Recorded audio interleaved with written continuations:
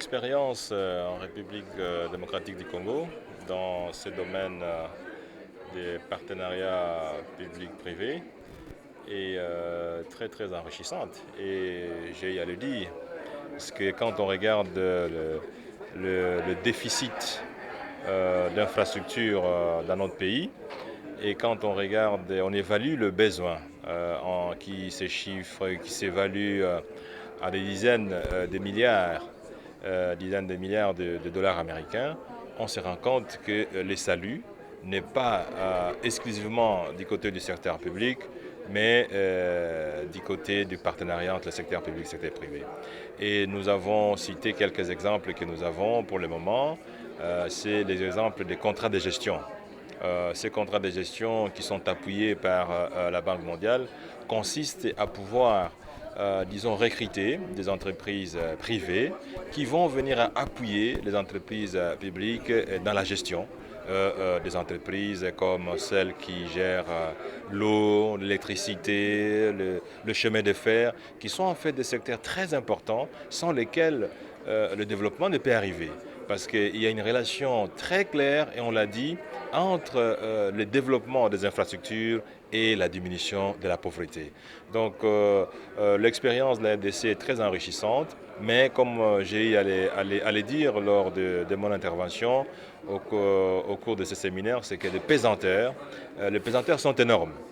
Il faut absolument communiquer, énormément communiquer, pour que la population comprenne le bien fondé des interventions qui s'avèrent parfois chirurgicales, qui peuvent être amères au début, mais qui doivent apporter des solutions meilleures pour la population à moyen et long terme. Oui, bien sûr, là c'est vraiment un exemple type, un exemple concret du vécu qui a permis de démontrer qu'un partenariat public-privé est très profitable au pays. Donc sur une ligne de 1500 km, il fallait un train pour joindre les deux bouts avec un secteur public seul. Et lorsqu'il y a eu un contrat de gestion qui a permis d'améliorer la gestion du secteur ferroviaire, et nous avons pu obtenir 3 trains pendant une semaine pour joindre les 1500 km. Donc ça, c'est un cas pratique qu'il faut prendre pour pouvoir expérimenter le partenariat public-privé dans notre pays. Pour situer nos téléspectateurs, il s'agit d'un train qui va de quel point à quel autre? Bon, c'est un train qui partait de Lubumbashi vers Kindu. Lubumbashi, c'est la capitale de la province du Katanga, c'est très bien connu, et Kindu, c'est la capitale de la province du Maniema. Et c'est un exemple qui a été fait vers les années 80 avec ce qu'on a appelé à l'époque Cisaray, qui était une structure privée qui est venue en appui de la Société nationale des chemins de fer. Bon, je crois que la position de la RDC a toujours été connue, elle a toujours été inchangée.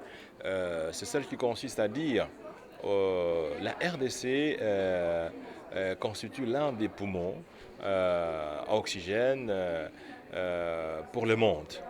Et en contrepartie, la RDC réclame une compensation qui soit favorable à ce qu'elle apporte au monde.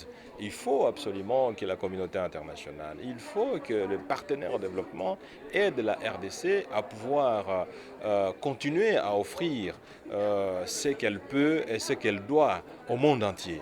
Et pour ça, nous réclamons une juste rémunération. Ça, c'est le point de vue de la RDC et nous continuerons à le dire parce que nos populations qui conservent et qui entretiennent et donc ces réserves qui sont importantes pour l'ensemble des populations, il faut que ces populations puissent aussi en bénéficier.